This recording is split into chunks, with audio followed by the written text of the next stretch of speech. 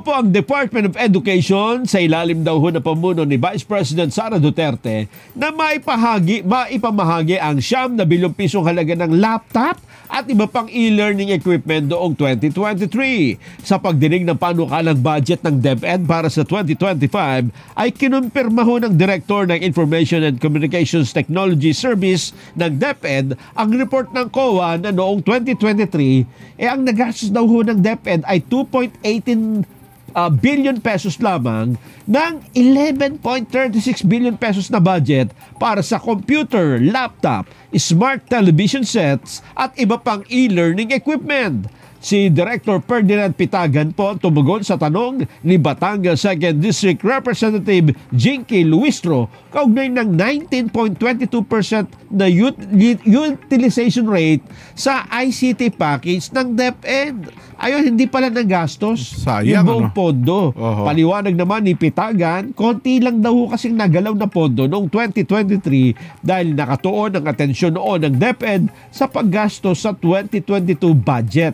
Sa pagtatanong ni Luistro ay sinabi ni Pitagan na ang kasalukuyang student-to-computer ratio ay 1:9. Isang computer, 9 na estudyante. Wala talagang mangyayari dyan. Kulang na kulang yan. At ang teacher-to-computer ratio naman, naku po, ito mas malala. 1:30. Isang computer, 30 teacher ang maghihiraman. Imposible mangyari yan. Awa yan.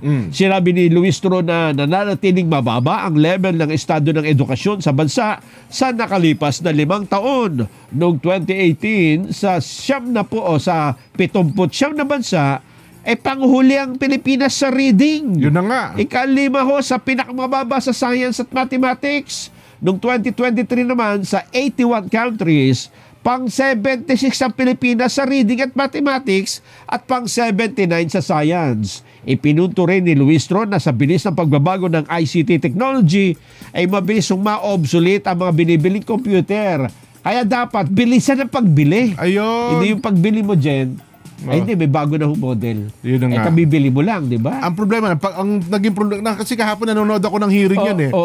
Ang problema, nung binili, nilagay sa bodega, hindi pinamahagi. Ayun pa isa. Opo. Yun pa ang katulad, yan ang kultura ng mga Pilipino, no? Oo. Halimbawa, nung araw, may binili ang school, microscope, ilalagay lang sa cabinet. Hindi naman baka ginamit. daw kasi masira. O hindi nagagamit ng mga estudyante. Yun ang nanonood ako kahapon. Pero ang naging tugon, kasi di ba, bago na ang ating DepEd Secretary, binibigyan natin sila ng hanggang 1 buwan para i-distribute lahat pala ito. Yung mga naka-bodega. Yan, pati yung textbook, pati kung ano-ano. Sabi ni, tinanong pa si Secretary Angara, paano niyo po gagawin yan?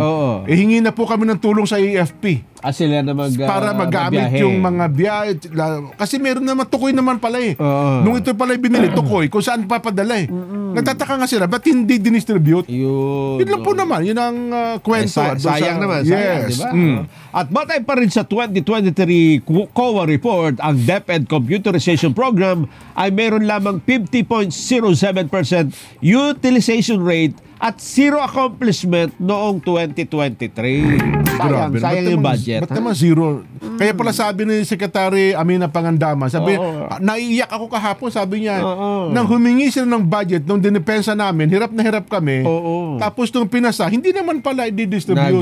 Tsaka iba, hindi pa naman nabili. No? Yun na nga, isa pa yun. Dito